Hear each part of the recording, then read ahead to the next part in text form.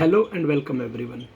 In this very short video of 5 to 6 minutes, we are going to learn about the body of the project proposal and various steps to consider before preparing any project proposal. So the steps before making a project proposal can be divided into 10 different sections or 10 different steps that you will have to follow. First and foremost is the preparing a background of your project. When it comes to the project proposal, the background is very essential and very needed thing, because without a proper background you will not be able to justify why your project is required or why it is needed. And ultimately, when it comes to the project proposal, it is just a way of getting a funds from the funder to fund your project.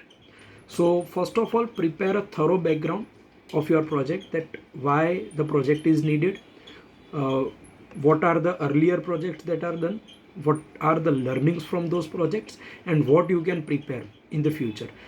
The background you may not write in your proposal, but it is very essential for conveying your message or the conveying the need of your project. The next step, after preparing the background, the next step is to formulate the goal and objective. So there is a small distinction between goal and objective. When it comes to the goal, it could be abstract in nature. It is not supposed to be the thorough. It is not supposed to be the realistic. It could be abstract in nature, meaning thereby it is not supposed to be the specific. In single word, we can say that the goal is not supposed to be the specific. Let's take one example. Making India carbon free could be the goal, because it is abstract in nature. We are not discussing about anything else. We are just stating our ambition of achievement, that what we want to achieve. So goal could be abstract in nature.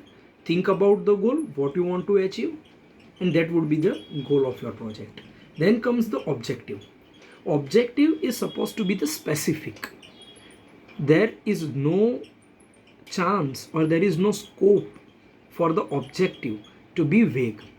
So objective must be specific. As rightly stated everywhere, that the objective is supposed to be the SMART objective.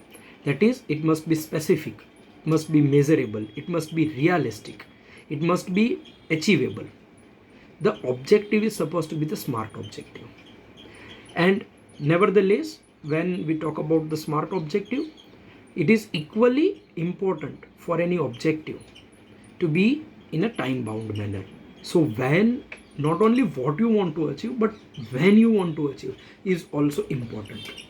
After formulating the goal and objective, which ultimately would be based upon the background of your study.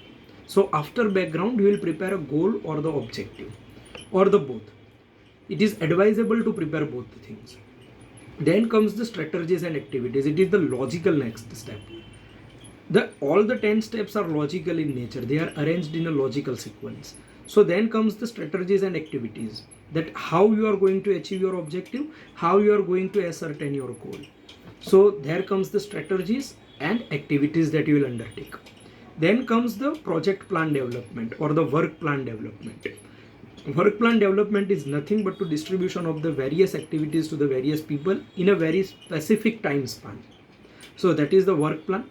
Then you will also prepare the monitoring plan, that how you are going to monitor your activities.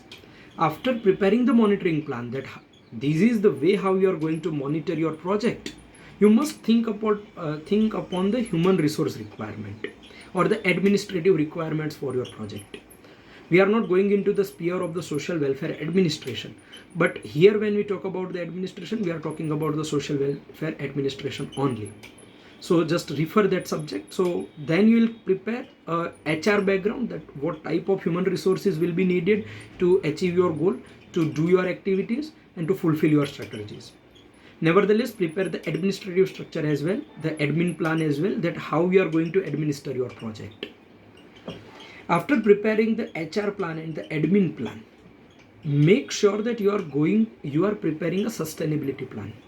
When we talk about the 21st centuries, the funders are not just looking for the projects which are practical in nature. They also want project. After the practicality, they are also looking forward to the sustainability of your project. how it is going to sustain over the years. So a good project is a project which is sustainable in nature. So make sure you prepare a sustainability plan as well. Based upon your sustainability plan, you will be able to convince your future funder or potential funder about their decision. Make it sustainable. Make a sustainability plan. Then prepare other consideration. What is the environmental impact? What is going to be the gender impact to your project? What is going to be the impact on the vulnerable sections of your project and other stakeholders? Prepare other considerations and other plans as well, that how it is going to serve the larger good, how it is going to solve the particular problem. Prepare a consideration, other consideration plans as well. After that, please make sure you always prepare an evaluation plan, because a project is a good project only when it is measurable, as we stated in objective as well. A project is a good project only when it could be evaluated. What is the need or what will be the impact? That could only be ascertained by the evaluation. So make an evaluation plan beforehand, that how you are going to evaluate your project, how you are going to evaluate your activities in the future to come. After doing all these 9 things, you will left with only one thing, and that is the heart and soul of your project proposal, and that is the budget. Now you will have an obvious doubt in your mind that why we are not preparing a budget beforehand, or why we are preparing it at the last stage. So the clear cut logic behind it is that after considering everything, because you are going to make the sustainability plan, consideration of other plans as well, so you will get a gauge what are the exact activities or what is the quantum of activities which are needed. So after doing everything, after preparing everything, when you will prepare a budget, the cost will never overrun. It will be a proper budget. So prepare a budget at the end. After preparing a budget, write down your proposal, because these are the individual steps. Now after following all the steps, consolidate all these things and prepare a body. The structure of the body could be, you can write your goal first, you can give an introduction or background, but that is completely optional. Then you can write about your goal, what goal you want to achieve. Then you can write about your objective or objectives, that what objective or what objectives you want to achieve through the implementation of a particular project. Then also talk about the targeted population, whom you are targeting, what are going to be your subjects. Then write down about your strategies and activities in your proposal. Then write down about the sustainability of your project. At the same time, you can also write about the administrative structure, the staffing of your project. Then you can write about the evaluation and monitoring method. Then you can write about the conclusion of your whole study, that how your project is going to impact and everything. So the conclusion will come. Then comes the budget. The budget could be the document itself, where you can state different figures, different expenditures and different incomes, that how you are going to generate.